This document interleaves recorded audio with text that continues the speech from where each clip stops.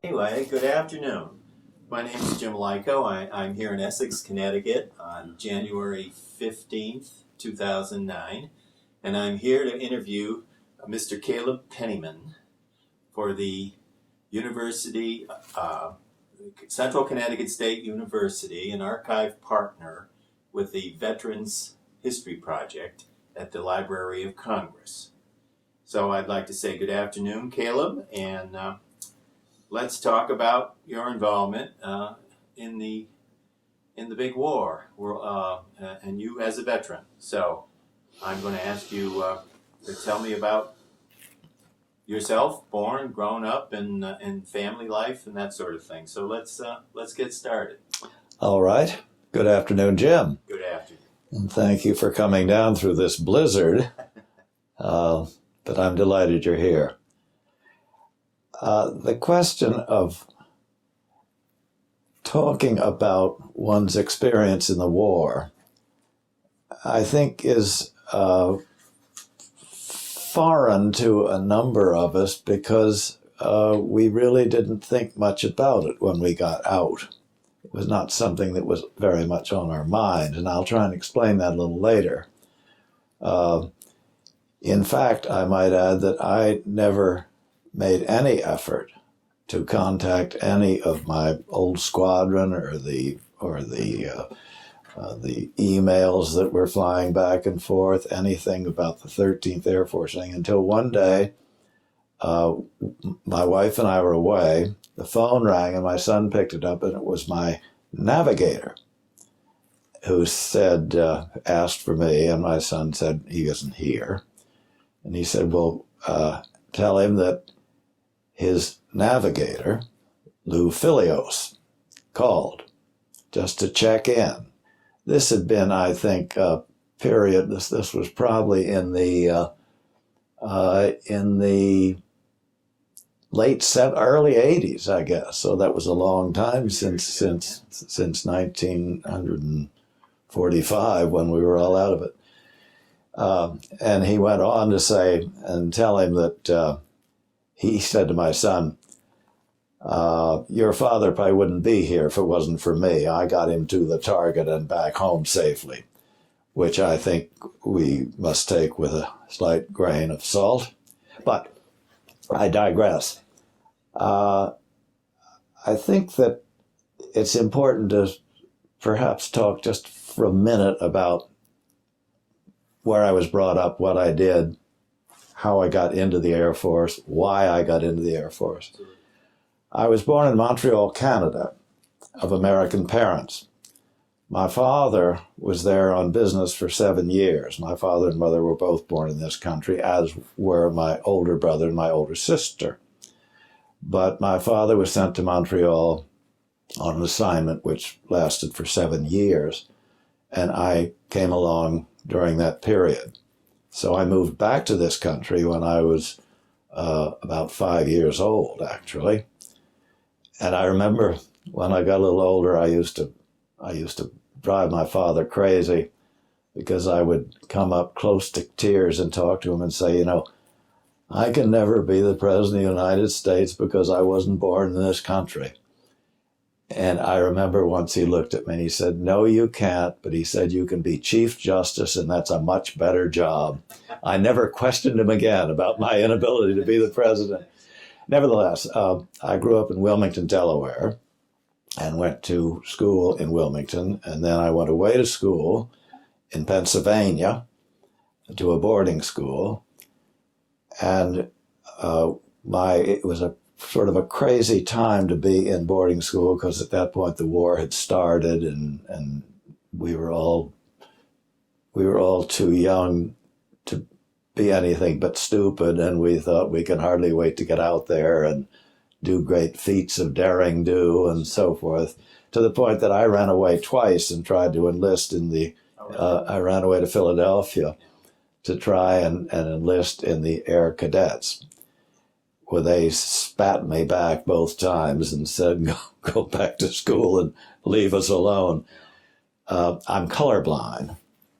And so when I graduated, I was able to get into the Air Force But I went into the Air Force 10 days before my 20th birthday, as I remember. I'm fuzzy, Jim, on a lot of this stuff. But I was able to get into the Air Force because even though I was colorblind, they were looking for people to fly, but not as pilots or co-pilots. So I immediately got into the Air Force and went to Fort Dix. That's where we all assembled. And from Fort Dix, which was sort of it wasn't even basic training, it was just an assembling point where everybody went, and from there on they were sent to various things.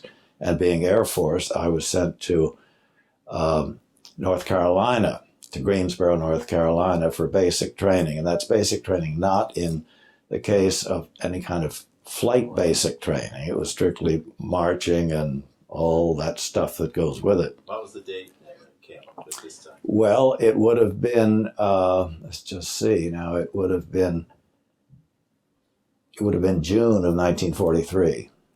June, because I went really immediately. I graduated from school in early June, and 2 weeks later I was in. So from Fort Dix, I was sent to Greensboro, North Carolina, which was an Air Force facility, although there were no airplanes visible, nothing. We just did the usual ground-pounding stuff. I had classes and things like that. And from there, I was sent to East St. Louis, Illinois, to Scott Field. And Scott Field was an old, established field. I went there to radio school, aerial radio school, crew member radio. And my career there was somewhat checkered. We didn't fly or anything. Everything was done on learning how to build a radio, how to send Morse code and so forth. And I did pretty well, except that I was unable to pass the code tests, which at that point were something like 25 words a minute with static, but whatever it was beyond I couldn't do it. I got close, but couldn't do it. And so I was, in effect, washed out of radio school. And then went to Harlingen, Texas, to aerial gunnery school. And that was a true joy. Harlingen is down near the Mexican border. The town right opposite it is a terrible town called Matamoros in Mexico. And it was like going to Disneyland. We shot skeet and trap. We flew and shot targets. We'd sit in the back of an AT-6, which was a wonderful trainer, and shoot air to water and air to air. And it was just we all enjoyed ourselves thoroughly because you were encouraged every time you had a moment or two to go out and shoot. I remember one thing that happened at Harlingen. We were all out on the range shooting shotguns. And we had a very tough sergeant with us that day. Very tough. He was built like a 80-gallon drum and had and was just a very tough guy. And I was standing waiting for my turn to go and shoot from the post. And all of a sudden he said, "Don't anybody move." And there must have been 15 or so of us around, and everybody stood stock still. And he said, "Now I want to show you something." He said, "This man," which was the man behind me, had a loaded shotgun pointed right at the other fellow's back. The other fellow was me. And he said, "I just want to show you something." And he took the shotgun and blew an ammunition crate just in 10 million pieces. And my knees turned to water. And he said, "Let that be a lesson to you.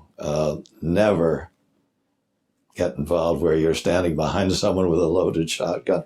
Well, that's immaterial in any event.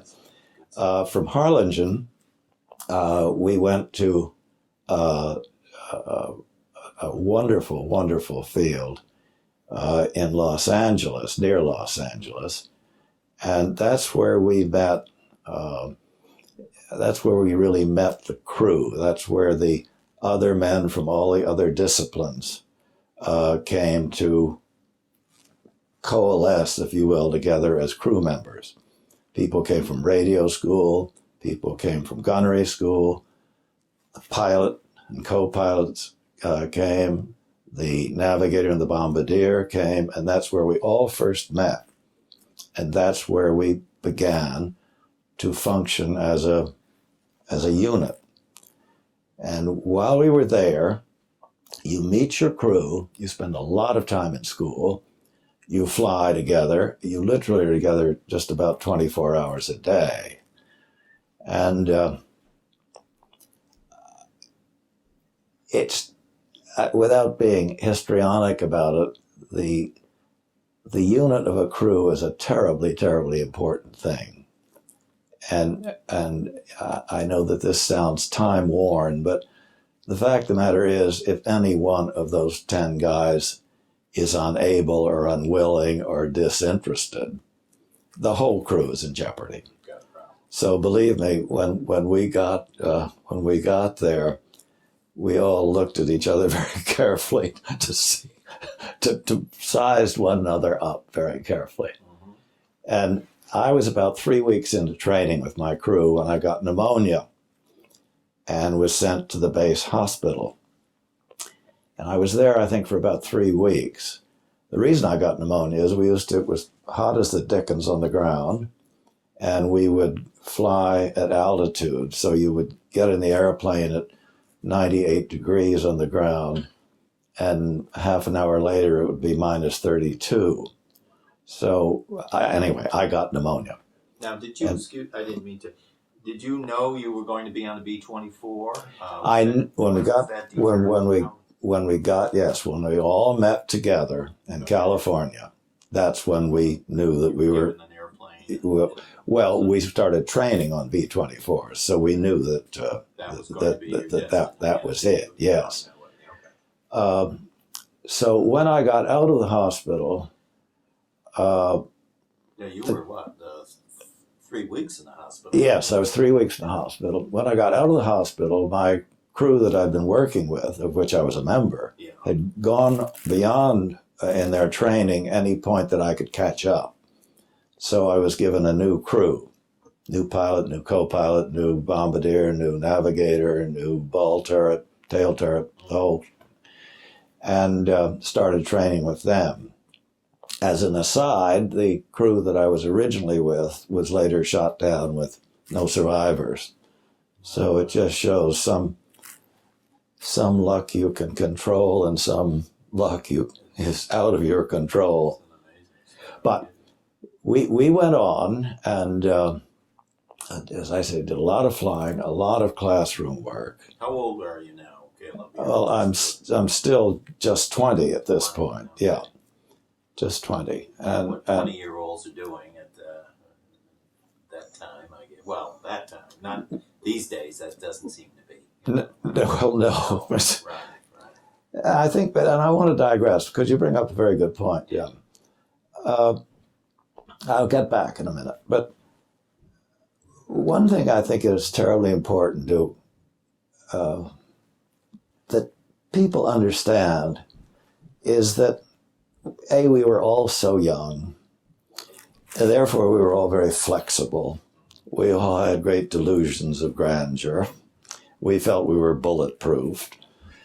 But the fact of the matter is, we were following a way of life. In my case, it was school, and I would have normally gone on to college. And everybody on the crew, most of my crew, were either in college or had just left high school. But the point I'm trying to make is that it was a very finite thing. We were going along in a normal life, bang, it ended. We went into this thing. Everybody was in it. Mm-hmm. it had a beginning and it had an end. And at the end, we just picked up our lives and went along. Nobody, as far as I know, in my crew, when we finished our flying and returned to this country, nobody ended up in the hospital with mental difficulties or post-whatever syndrome stuff. We just, bang, it was over, and then we picked everything up and started again. And I think that's very important. And I think another thing, which you and I have talked about, is that everybody was in it.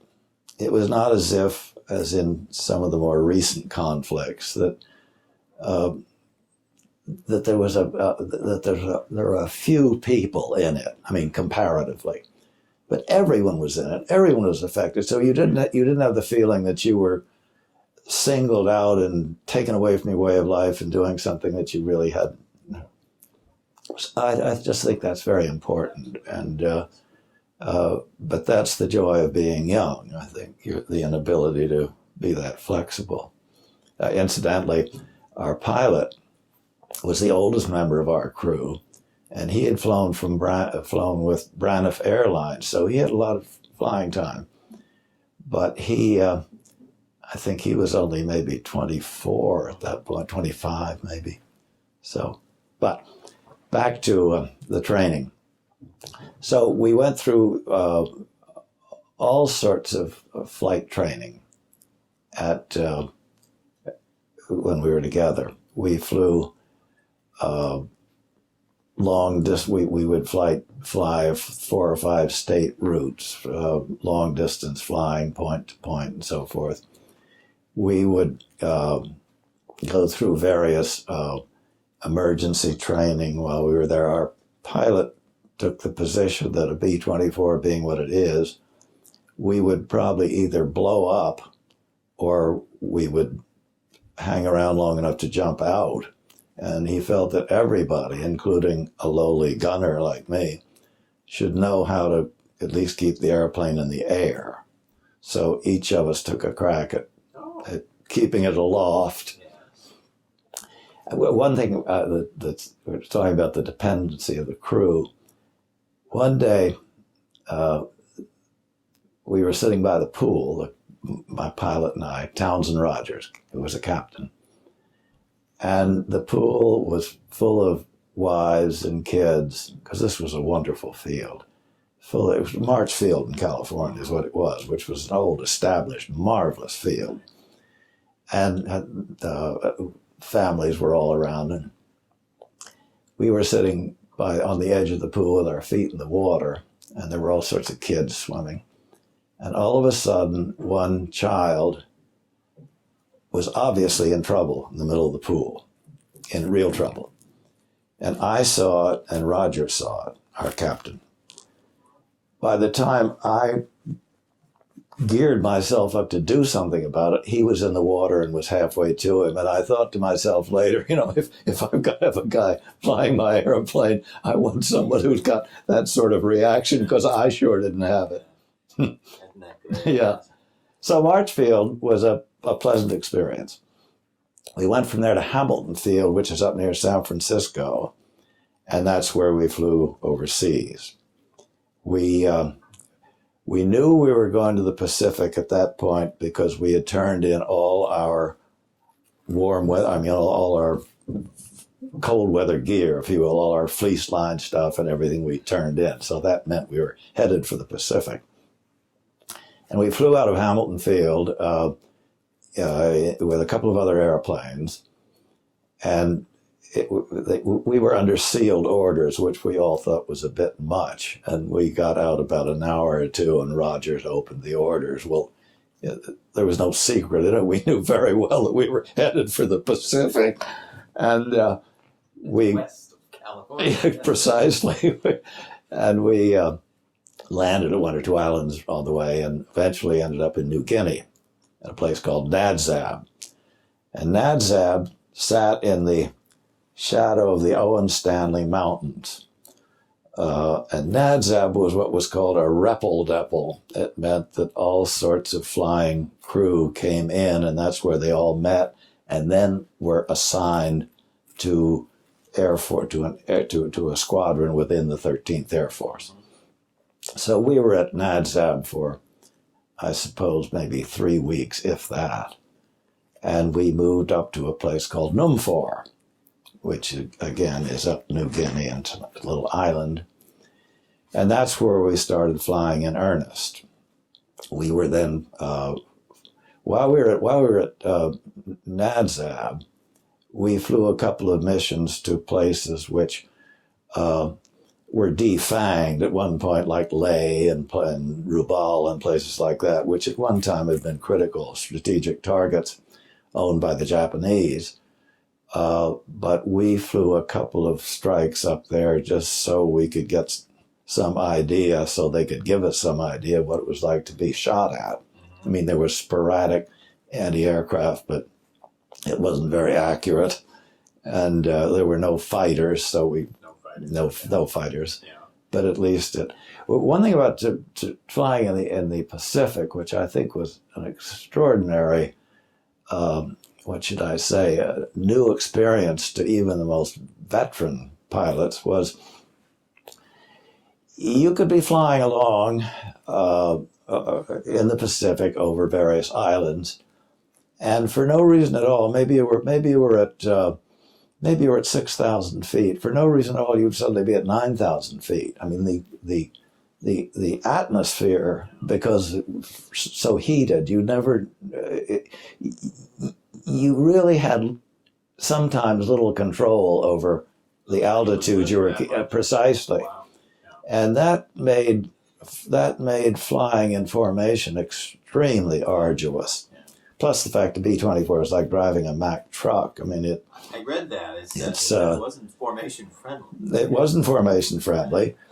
I think the B-17 was a lot easier to handle. My brother was on 17s in the 8th Air Force. So the weather was always a problem. Always a problem. Whether it was clear or unclear, you still had these incredible thermal changes. But I think that what I was about to say is we then moved to Numfor from NADSAB, and that's when we were assigned a squadron, and we started flying in regular rotation, which meant we took our parts and we began to hit targets where there really was stuff going on. I mean, that's when we had fighters and all that sort of thing. One point I think that might be interesting just to talk about for a minute is a normal day, Jim, when you're flying. I mean, you didn't fly every day. You flied on rotation. But a normal day, and remember, it was in the Pacific, so we didn't have a whole lot of cold weather or anything. We used to fly in T-shirts and shorts and heavy boots. But a normal day, you would be waked up at some ungodly hour in the morning. We were all in tents. And we would go from there to the mess hall, where we'd have a real egg the day we flew, instead of the powdered versions. And from the mess hall, we would go to briefing. And briefing is where we learned, A, what the target was for that day, B, how best to get there, and avoiding, if at all possible, flak, a lot of flak, and where the fighters might not be. And then we had escape and evasion, which we felt was like the sealed orders a bit much. And I don't mean that disrespectfully, because the escape and evasion officer was very thorough. But the fact of the matter is, we were flying over Japanese territory all the time, and water forever. I mean, we were just over water for hours at a time. Mm-hmm. And if you were shot down, you had two choices. If you were shot down over land, it was probably held by the natives and the Japanese. if you were shot down over water, you had Mae Wests and you had inflatable rafts that you could get on. But the escape and evasion people would say, look, if you go down here, I remember this one day vividly when he was giving us the pointers on escape and evasion for a strike we were about to go on. He said, if you get shot down here, you want to just inflate your raft and head that way. And he had a map and a pointer. And a man behind me said, well, why would you head that way when there is some land much closer this way? And he said, well, take my advice. Head that way. Go out and you're not going to make it, but it's better than what you'd find if you... And we all kept, this sounds perhaps a bit dramatic, but we all kept one bullet. We knew, we carried 45s with us. Wow.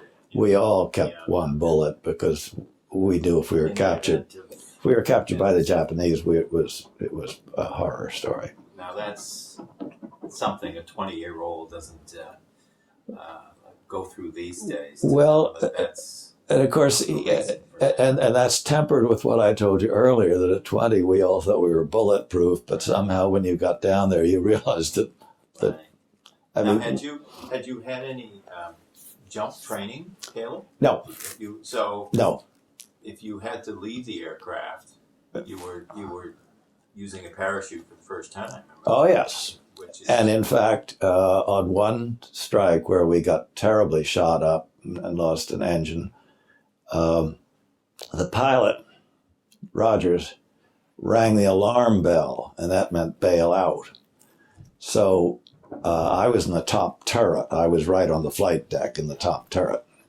And I got out of my turret and went back to the back. Just in front of the ball turret was the hatch, which you could jump out. And there were about 4 of us who were back there sitting around that hatch because and finally, not finally, but before we jumped out, we heard the other engine come back to life. Yeah. And so we never jumped out. Thank God I never had to jump out of an airplane. But we came close once. My goodness. But no, we'd had no jump training at all. I think maybe later on, I think probably they did in some of the later conflicts, but we did not. So did you wear your chute while you were up in position in the no, turret? No, you didn't. Clumsy. The chute was a chest pack. Okay. The pilot and co-pilot had seat packs. Okay. We had chest packs, and we had the harness on. And the chest pack had 2 eyes, and you would clip it on like that. And you could do it very quickly, but you couldn't really function with it. I mean, it stuck out to here. And we used to hang it nearby wherever we were. In my case, in the top turret, I had it just below me and ready to go. Oh, you can get it on in a hurry if he rings the bell. Believe me, you can go like greased lightning. So you had that opportunity Yeah. to prepare to jump, and you got lucky. Got very lucky indeed. Yes. And then after escape and evasion, we're still in briefing. Yeah. I hope I'm not going too long. Am I? Are you sure? Absolutely. All right. After escape and evasion, we would then go down to the line. We were about, well, I'm jumping the gun to another island we were on, but it stands true also of Numfor. We were a pretty good truck ride from the base, from the strip. So we would go down to the strip, we'd get in our airplane, we would pre-flight it and so forth and so on. And then we would wait until we got the signal to take off, to line up and take off. We never flew in vast numbers as they did in Europe. I mean, there was no question of 50 bombers going somewhere. Yeah. So really, when we were cleared to take off, we all took off, and you didn't. In the 8th Air Force, my brother's case, they would take off and then they would circle forever while all the other planes came up and got into formation. But to us, one drawback for us, however, was that we knew very well that the minute we took off, that the Japanese had radioed the fact that we had taken off and headed in such a direction. But so that got us in the air, and we would. Typically, how many aircraft would be on a mission? Well, sometimes 6. Okay. Sometimes 6, and for a major effort, which I might touch on a little later, a place called Brunei Bay, where we had a Japanese task force dead in the water. We had several of our own squadrons from 13th, plus a couple from the 5th Air Force. Mm-hmm. And there you had probably close to 20 airplanes. But normally there were very few. And we used to fly at very low altitude. And we used to bomb at very low altitude. But we would go and hit the target and come back, and then we would go through debriefing, which was where the debriefing officer would get the crew together and talk about the strike itself. Did we lose any airplane? Did you see any airplanes go down? Were there any parachutes?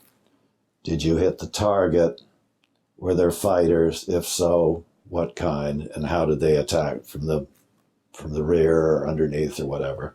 So everybody in the crew would be interviewed? Absolutely. Yeah. Together. Okay. So we could, which was terribly important because it was from the debriefing that they had to make the decision, do we go back and do it again, or should we use another route if there were a whole lot of fighter here and so forth. Then we would go to the flight surgeon. And most of these missions would last, 7, 8 hours. I mean, these were long missions because there's so much water down there. Then we'd go to the flight surgeon. And the flight surgeon was authorized to give us 2 ounces of whiskey. Well, most of us were so tired and so strung out that 2 ounces of whiskey wasn't really going to do much for us.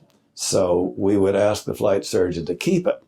And he would keep a bottle, and we would accumulate after 4 or 5 missions. We would all have a wonderful party.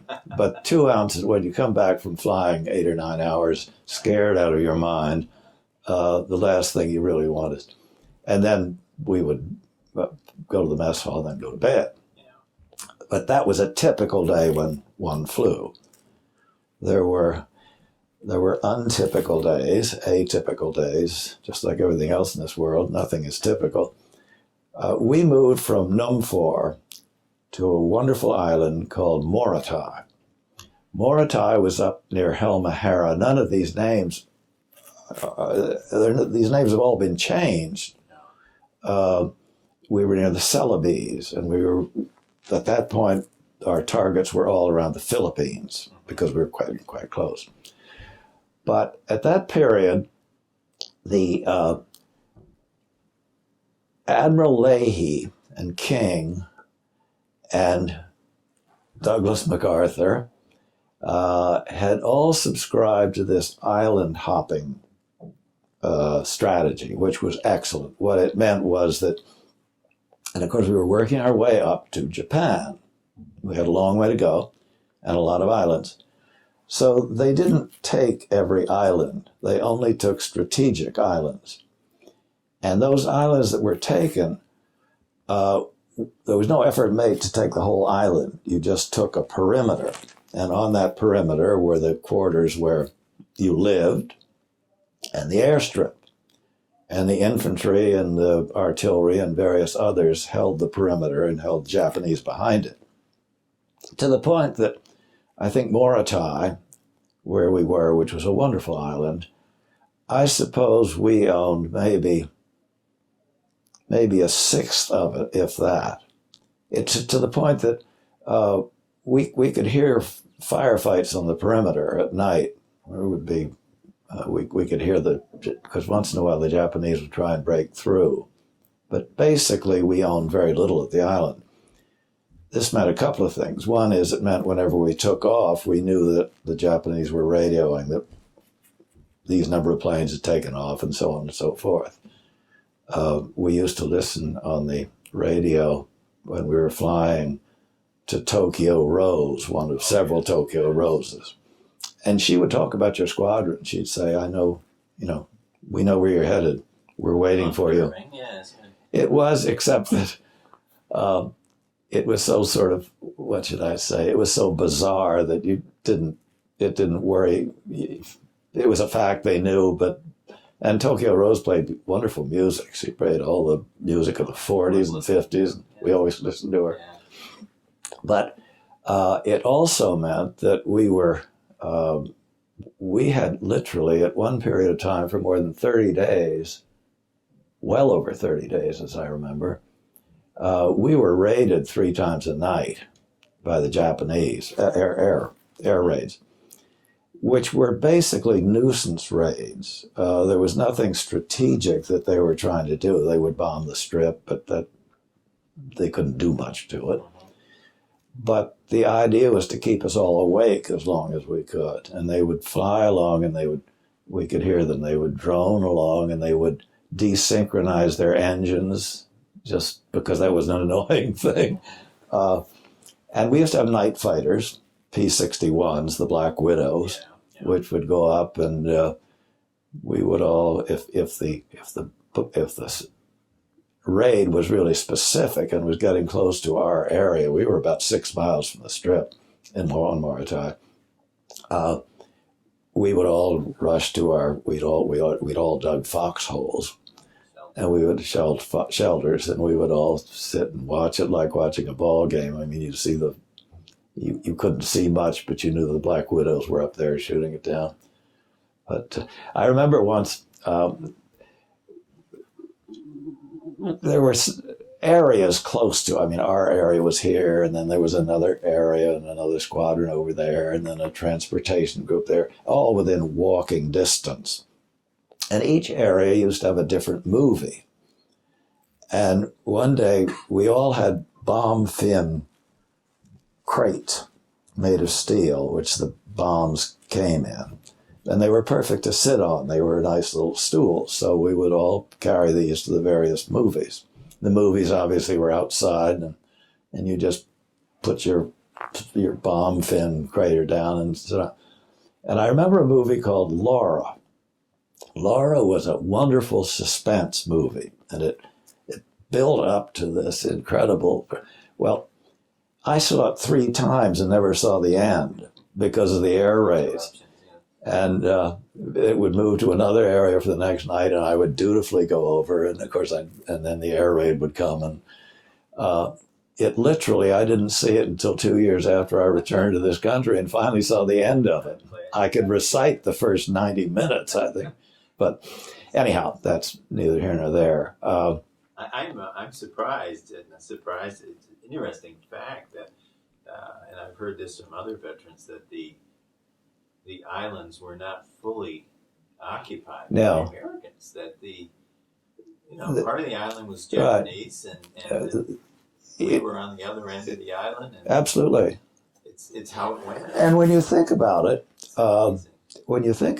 it was we. As an aside, we despised General MacArthur with a vengeance. Yeah. We just didn't like anything about him, and he had an Air Force which was known as MacArthur's Air Force. We didn't like them either because they were MacArthur's Air Force. But the island hopping thing, which was not his idea necessarily, was really made a lot of sense. I mean, why tie up troops in a holding action, in an invasion and a holding action where an island was not strategic? And so really it was a very good, I think, a good policy. But it did have its drawbacks. Once I remember vividly, a couple of Japanese broke through the perimeter and made it all the way down to the Strip and messed up a couple of airplanes. They were shot and killed, but they had damaged a couple of airplanes. So there was the constant threat that they were right there.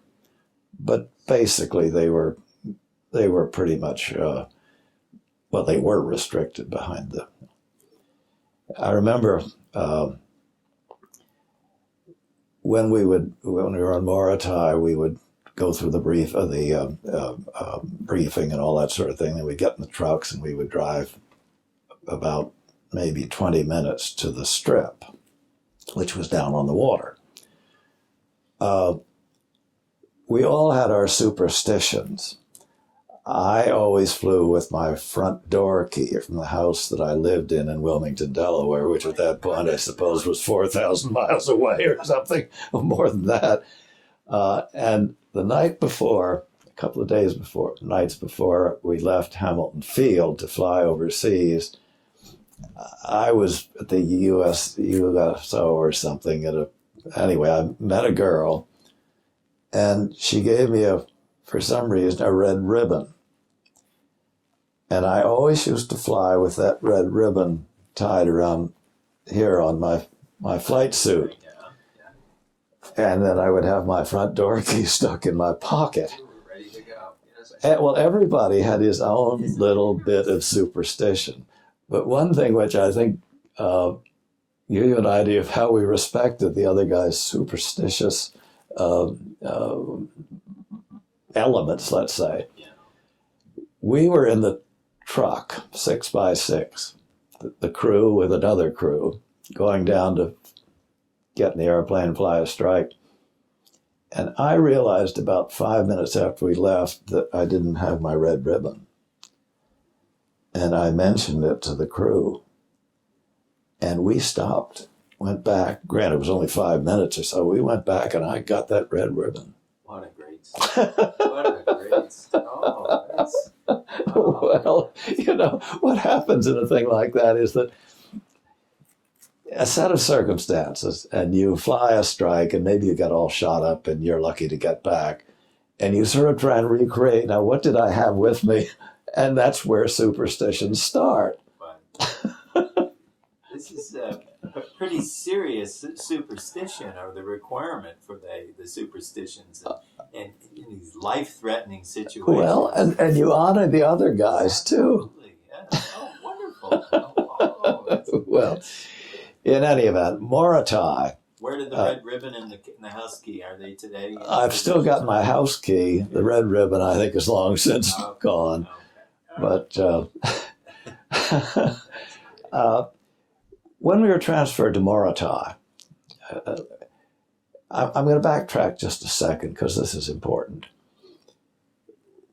When we were at Numfor, the squadron we flew in was a squadron that was part of the 13th Air Force. And it was a part of a wing. It was the 27th Squadron of the 5th Bomber Wing of the 13th Air Force. We were held down, the whole squadron was held on the ground because word had come down that there was a large Japanese task force in Brunei Bay, which was a magnificent harbor in Borneo. It was the most picture-perfect, Jim, harbor you've probably ever seen. Its shape, it was like Naples in Italy. Its shape was perfect, and it was everybody's idea of what a harbor should be. The Japanese task force in there consisted of 2 heavy cruisers. I think I'm right about this, but it doesn't matter. 2 heavy cruisers, a whole bunch of light cruisers, I guess, and all the attendant vessels that were needed, and which represented a substantial amount of enemy equipment.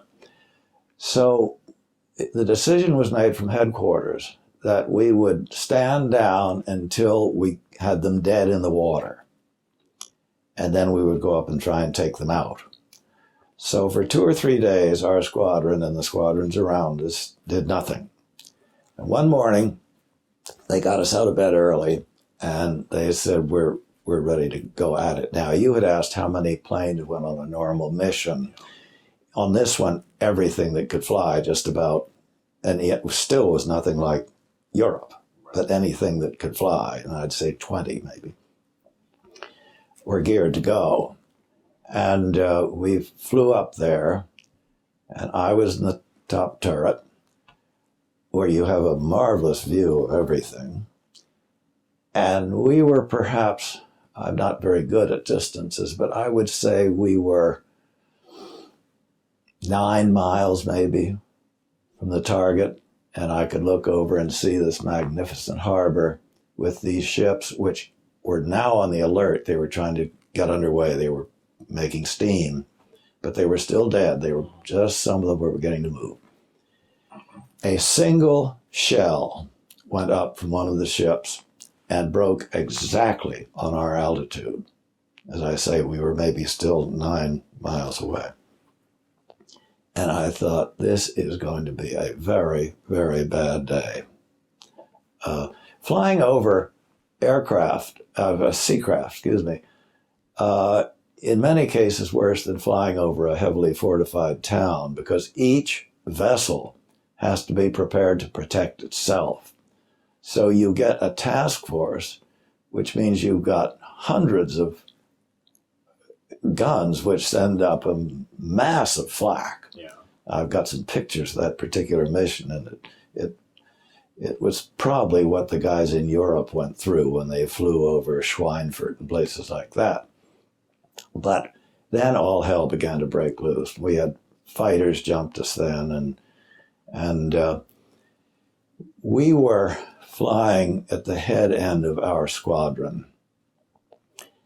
And literally, things got very, very bad before we even got to the crossing the target, crossing the coast into Brunei Bay.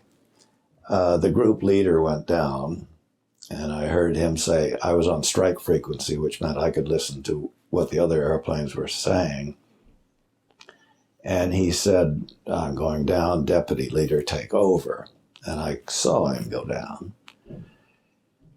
I would say not more than 15 seconds later, the deputy leader went down. And we weren't even over the target yet. A young man named Chris Goldsberry from San Antonio, Texas, took over. And he took the place of the group leader and the deputy group leader. Well, then things got very mixed up. In our squadron, only 2 of us went over the target. The other several went to another target, a secondary target. So 2 of us were over this task force. The other airplane, which I could see, his bombs hung up. He was unable to drop any bombs. So he got out of there. We, at that point, were right over the task force. And it was just terrible. I mean, there were flak, and it was one of the only times I've gone over a target where the Japanese fighters came over with us. Usually, if you were jumped by fighters, they would leave you before you got to the target because they didn't want to be shot down by their own flak. But they came right in there with us. So, in our airplane, it didn't, heroism went flat out the window. The pilot said over the intercom to the bombardier, pull the red handle. The red handle is where you salvo your bombs. You don't, under a normal strike, you set it up on something called the intervalometer, and it's scheduled to drop a bomb every, whatever you set it for, every 100 yards or every 500 yards. But the red handle means usually it's like pouring coal out of a coal scuttle. It all comes out at once. It's just boom, dump them. Yeah. So the red handle was pulled. I have secretly felt, and I talked to our bombardier about it later, I think he pretty much made up decided to pull the red handle before the pilot told him to. I think that red handle was going to be pulled no matter what. So we dumped all our bombs and just got the hell out of there, and we sank a heavy cruiser. which we all got medals for. General Kenny wrote a letter to my mother and wrote a letter to all the crew's family and how they could sleep better at night because her son was down there doing these things. And well, we all the officers we got air medals, they got flying crosses or some such thing. But anyway, that was a question of a successful day. But normally, we would fly on a regular schedule, except this was something quite different. Tell me a little bit, Caleb, about your duties as a top turret gunner and all this madness and confusion and well, we had threat. The pilot and co-pilot were just forward of the flight deck. They were the flight deck, actually. I was right behind them. You sitting, standing, or I'm in a 17. You're standing. Yeah. In mine, I had a seat, Okay. and it was really mine was a Sperry. No, it wasn't a Sperry. It was a An electric turret. Yeah. Right? Yes. Yeah. And you had With a word with a B. Or no, I was reading about it. yeah. And what you had, you had, it was like the games that kids play now in Toyland. You know, you've got Video. yeah, and so you could. I had 360-degree azimuth, if you will, and I had 90-degree, actually 180-degree. Altitude that I could bring my guns to. There was interesting, the guns had a cam on them so that if you, in the heat of things, it would have been quite common to bring your turret around and promptly shoot your own engines. And the cams disallowed you to do that. So my job, because I'm on the flight deck, was to really be the engineer in that I was the one who transferred fuel because I think I said, I'm getting very wordy here, I'm afraid. You're telling me about I think as I said that fuel was always a problem because we were over so much water and the missions were so long. We would sweat the target all the way up and the fuel all the way back, which meant that we would start off, we quite often had bomb bay tanks in the forward bomb bays, in one forward bomb bay. So we would transfer that fuel into the main tanks. Mm-hmm. We had wing tanks in the wing. In the Davis wing, which was remarkable because the Davis wing was such a small wing, really, a thin wing. And then we would transfer into the main tank from the wing tanks, and then we would transfer from the Bombay tank into the main tanks. And my job was to do that transferring. And fuel was so important to us that when I was transferring fuel from the Bombay tank into the main tanks, I would tell the pilot that I was transferring into such and such a tank. And he literally, when we got near the end, he would have his finger on the booster pump, and we would transfer until an engine cut out. And all he had to do was flip the pump, and we would be back in business. But fuel was that important to us. You couldn't fill your lighter with what was left in those tanks by the time we finished. And on one occasion, we literally landed from a strike and were taxiing up the revetment, and the engines quit. Wow. I mean, it was so really there was. But now I was the top turret. We had a tail gunner. We had a Martin turret, which was the ball turret underneath. And then there were guns, single 50s in each waist window. Okay. And the radio operator would take one, and then there'd be another gunner who would take the other. and it was we put up quite a defense. I mean, the B-24 was able to take care of itself pretty well. In fact, on one strike, we were attacked vigorously by fighters, and our pilot got hit, and I was on the flight deck in my turret, and I felt, Jim, as if we'd run into a stone wall. Just felt bang, and I knew something had happened. I didn't know what. There was no flak at that time, so I knew we hadn't been hit by flak. And I got out of my turret when the fighters left, and the pilot was slumped over the wheel. The co-pilot, who was a little fella, was holding him back with one arm and flying the airplane with the other. And the pilot's face was all bloody. And so I got to him and was cleaning him up. And it became obvious that the cuts on his face were superficial, in that a bullet had gone through the windscreen and blown the glass, shattered the glass back. And the fact of the matter is, the bullet that went through the windscreen, we think, was a .50 caliber bullet. The Japanese didn't have, but in the heat of battle, I mean, there's the gunners from all the other planes are all shooting at everything that moves.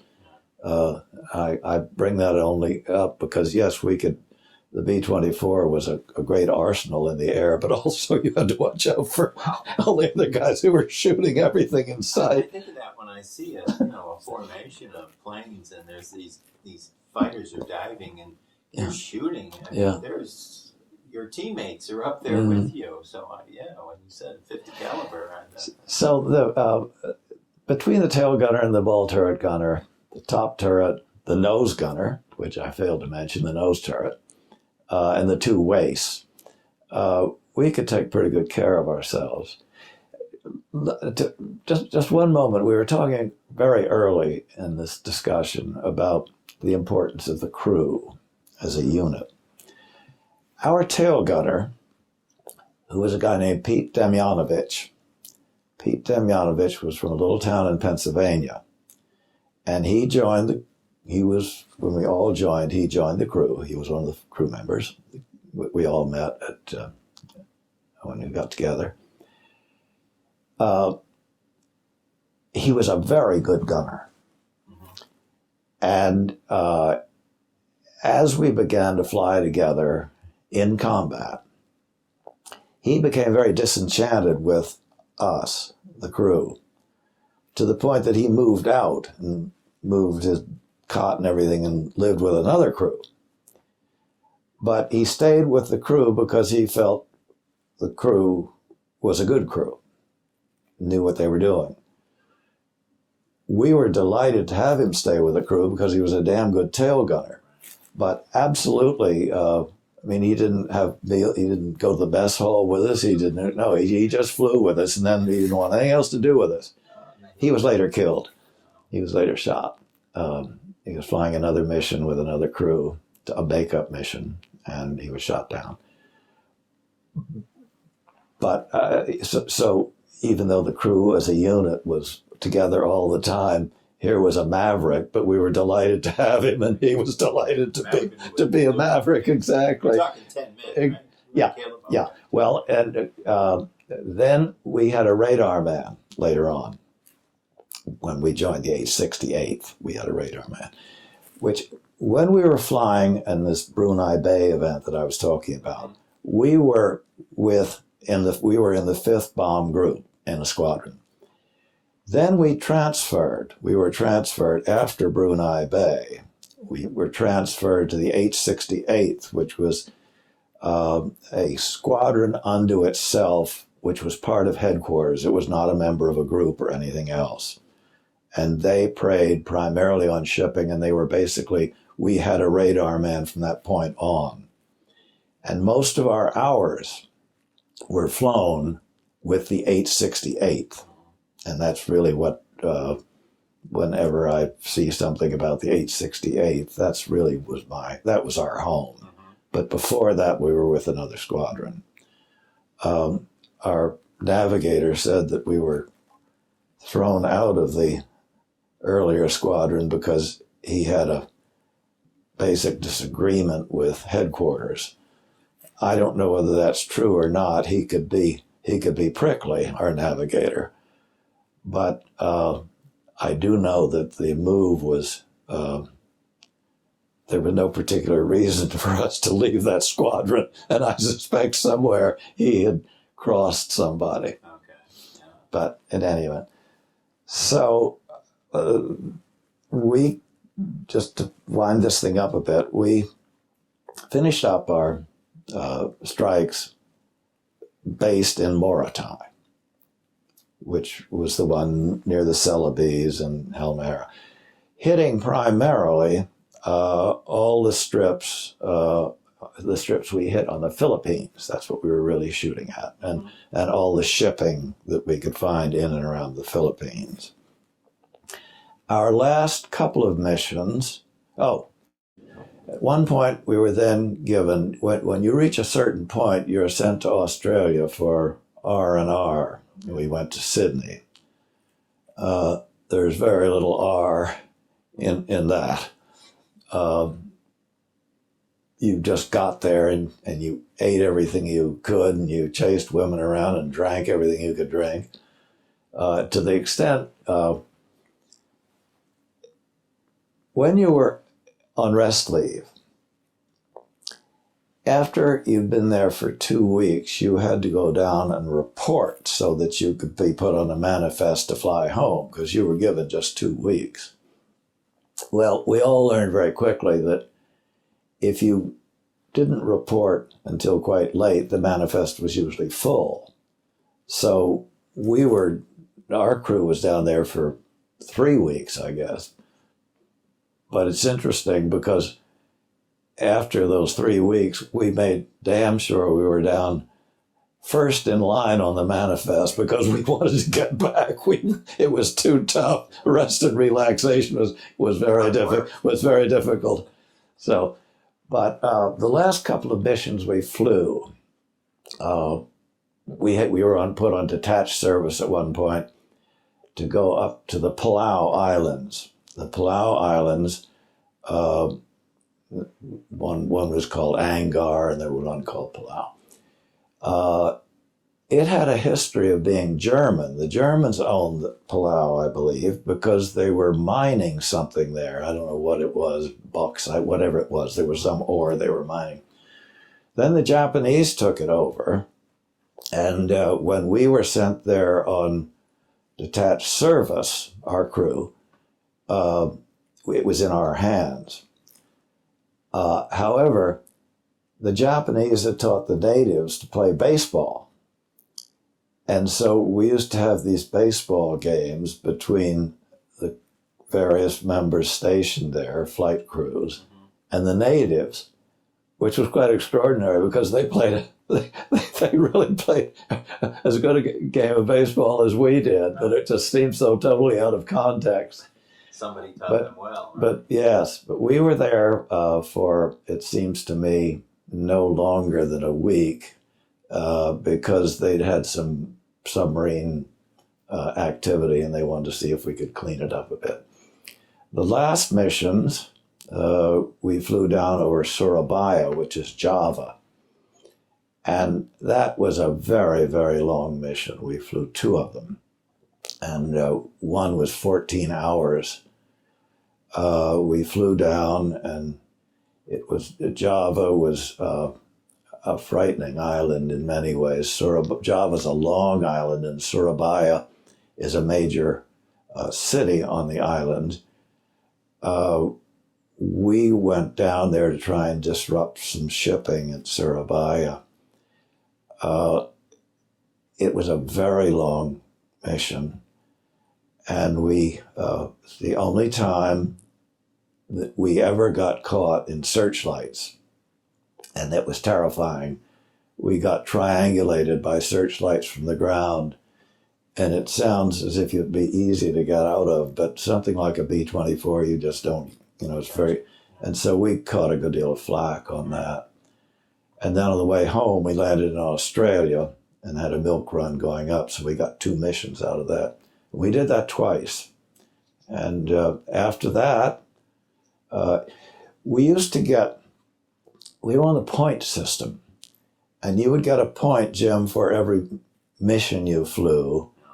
You would get 5 points, I think, for every medal you got. And I had 5 air medals, and everybody else did too, not just me.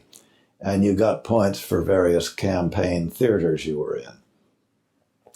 And the points determined where you were as far as going home is concerned. You finished a certain number of missions and you were grounded, but didn't necessarily mean you were going to be going home the next day. And so the points determined really where you stood on the return to the America. And a terrible practice started, and I think it might have started in England, in Europe, but I'm not sure. A crew would fly their required number of combat hours, missions, if you will, and they would be grounded. And then they would say, well, why don't we fly one more? And then we'll get more on the points, it will be higher on the point system. Well, we lost a crew we were very fond of who did that. And there were several cases where crews were shot down and killed trying to fly one more mission so they could get home earlier. Now, we didn't. We were so glad to have finished that we just plain didn't. Now, were you with the same 10 men the whole time? The whole time. The same aircraft? No, not the same aircraft. You would fly whatever aircraft was in the rotation. Oh. Now, in Morotai, because we were flying basically what were known as RCM ships, where we were flying radar-equipped. This is when you were with the snoopers, right? Correct. Okay. We had, because we didn't have all that many airplanes, we flew the same airplane a number of times. Mm-hmm. But no, you didn't have your own airplane. Okay. Which brings me to an interesting point. I have a wonderful picture that I cut out of somewhere of the ground crew, the people in charge of keeping your airplane or the airplane, were sitting by a strip waiting for their airplanes to come back. And those guys were extraordinary. They would meet you when you got back from a strike, and they would work all night repairing an airplane, patching it up, and if it was shot up, doing. And they really, they were so terribly important, and emotionally they were so much involved in the plane primarily and secondarily the crew that happened to be flying it, that there were cases where they would weep when their airplane wouldn't. I mean, these are big, tough guys, and they would weep when their plane not coming back. Yeah. Well, I mean, they would sit and wait for it. Of course, it didn't come back, and you just can't say enough about those people. Let's see, we've been in Essex for 31 years. I think about 25 years ago, perhaps, the phone rang, and it was from a member of the ground crew. And he was coming through Essex with his family, and he was looking in the phone book and saw my name and called up out of the blue. How many folks would be in the, how many guys in the ground crew? About? I would say maybe 6. Okay. And I'm not really sure of that. You had a crew chief, and then you had various, you had the armament guys, you had but they were responsible for getting that airplane turned around and ready to go. So your 10-man crew became a 16-man. Yes, except their devotion was to their airplane. And incidentally, the crew that was flying it that day. Yeah. But okay, and that would vary. Yeah, exactly. So the aircraft. Mm-hmm. Yeah. And we felt that some crews would say, after an airplane had been checked out by the ground crew and repaired, they'd say, well, why don't you come along and fly with us while we just check it out? Mm-hmm. And often the ground crew didn't want to do that. I mean, they just were not flying people, that's all. But in our case, we had absolute faith in them, and they were just extraordinary, just extraordinary. And so, in any event, we finally then finished our missions. I had 430 combat hours, which is a bit misleading because flying out of an island where it was owned by the Japanese, the fact that the minute you flew out, you were, if you will, in combat jeopardy, so to speak. It's not as if you had to cross the channel or anything. I mean, so when you say 430 combat hours, a lot of those, there wasn't a whole lot of combat going on. It was just that technically you were vulnerable from the time you got your wheels up. So that 13-hour mission you talked about would be part of that total? Oh, yeah. Yeah, that's a long day. Yeah, it was a long day.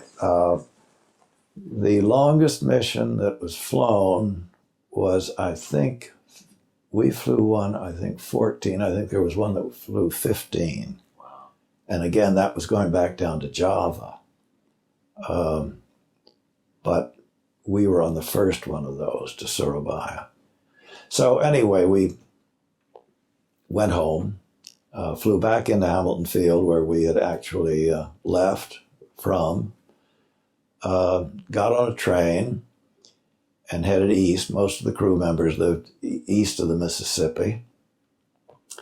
And while we were on the train, and I was with my co-pilot who was going to Detroit, they dropped the first bomb. Okay. Hiroshima.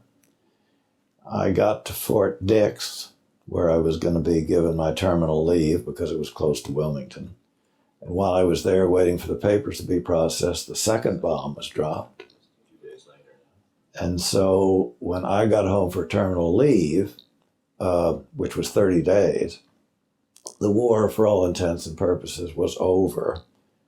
And by the time I went back, procedurally, I had to go back to after my 30 days and get discharged. And that's what I did.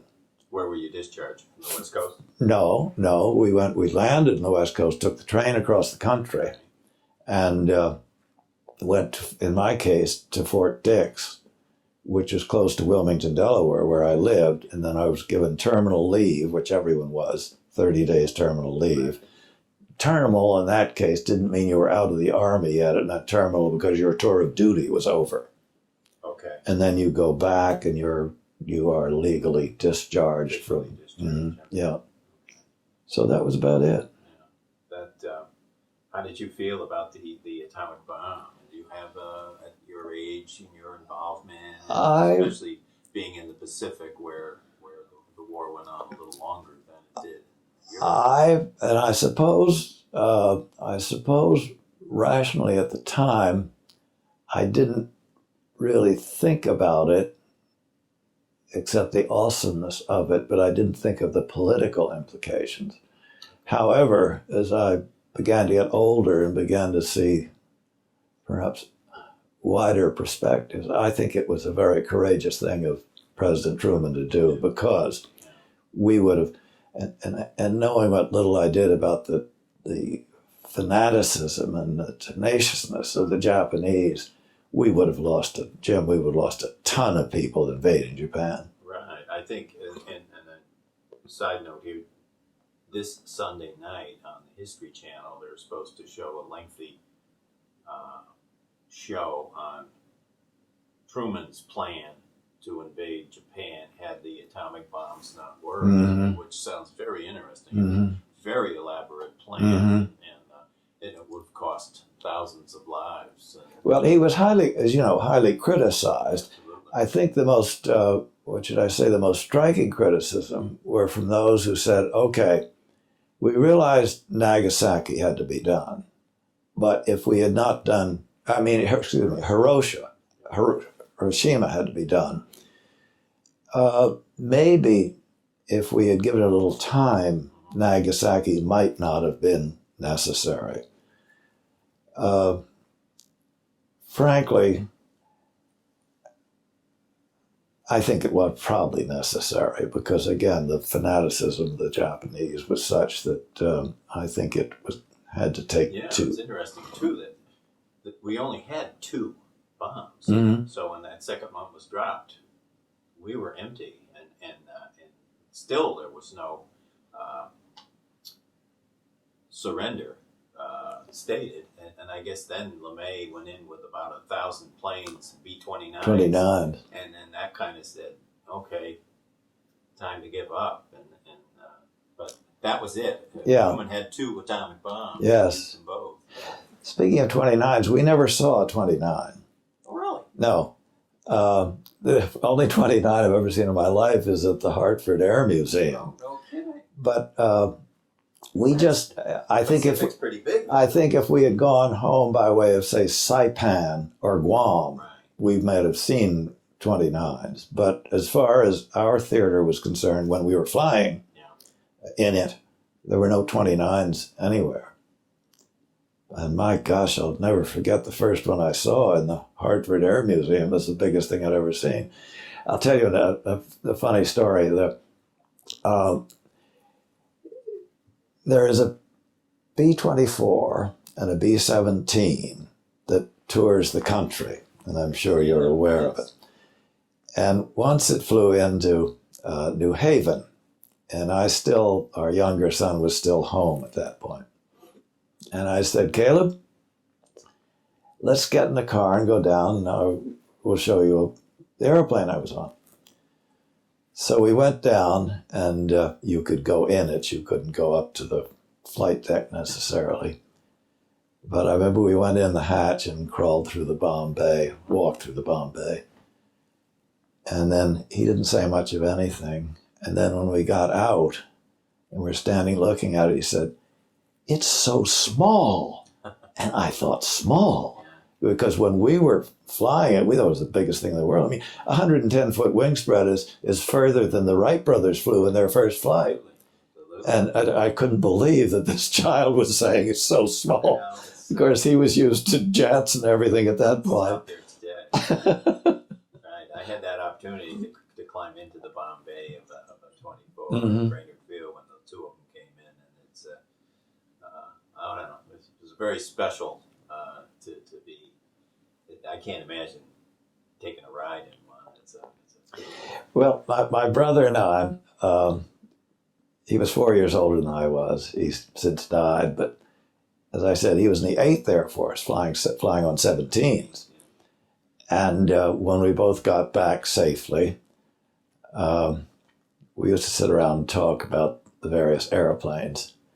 And he used to say, well, clearly the 17 could take more punishment and dumpty-dumpty-dump. Of course, the 17 had the most colossal public relations going for it.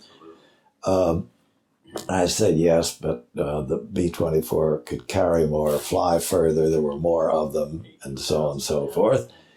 And we used to argue about this, and then finally we came to the conclusion that it was a ridiculous argument because whatever brought you home was the better airplane. And in our case, both brought us home. When we got home, my father had died before I even got into the Air Force. So my mother was a widow. And my sister's husband was in the Navy, in the Pacific. My brother was in the Air Force in Europe. I was in the Air Force in the Pacific, all in jeopardy. My mother kept herself glued together until we got home. And the minute we got home, all safe, her son-in-law, her 2 sons, she had a total nervous breakdown. But I mean, she had kept everything so wound up. And then the minute everything was all right, she just lost it. And I mean, and she went to a place and was, for a couple of months, and then she was fine. She was fine. I don't mean she was impaired for life, but it was interesting because she had kept everything together. Wow. I have friends that have one son who's been to Iraq 3 times, and they've gone through hell. I can't imagine a family with several, the whole family off. Well, it gets back to something we were talking about earlier, and that is that in World War II, everybody was in it. Every family, in one way or another, was influenced. Now, they might not have lost a son or a daughter or a husband or anything, but they knew people who did. I mean, it was just no question that in World War II, every American was involved in one way or another, as opposed to, as I think we said earlier, Vietnam, Korea, and things like that, where Well, you you weren't. weren't involved, you know somebody, but you might not specifically have been involved. But in World War II, it was The country coalesced. The country was never. We sort of felt we were. I sort of felt.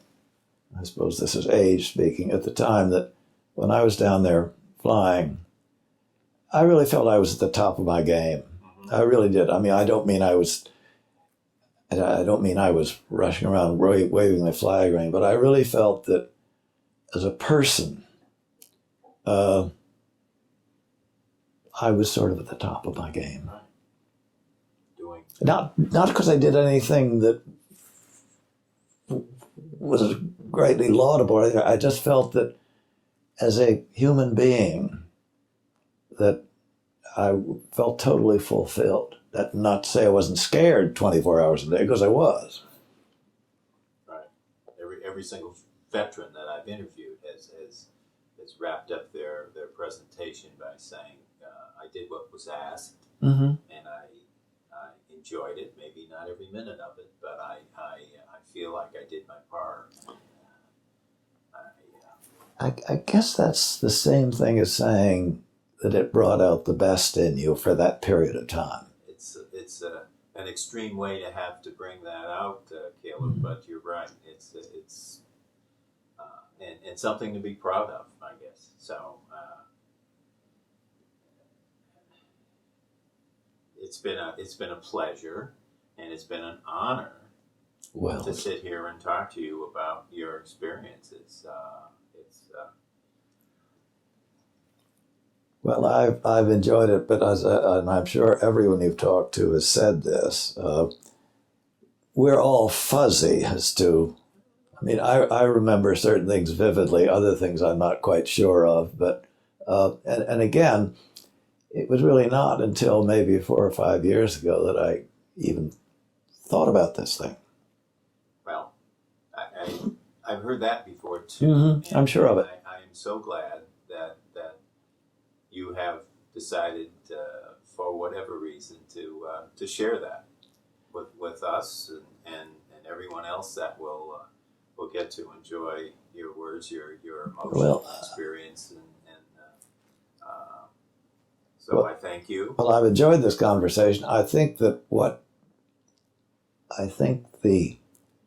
thing that you're doing, because we're dropping like flies.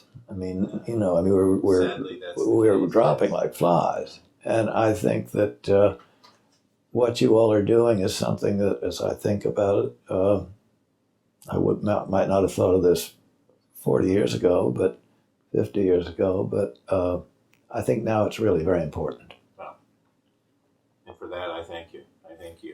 And listening to you talk the last hour and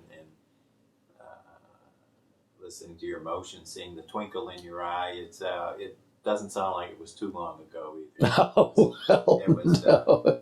So I thank you. Central Connecticut thanks you, and the Library of Congress thanks you. It's a Thank pleasure. You, Caleb Penniman. It's a pleasure, Jim.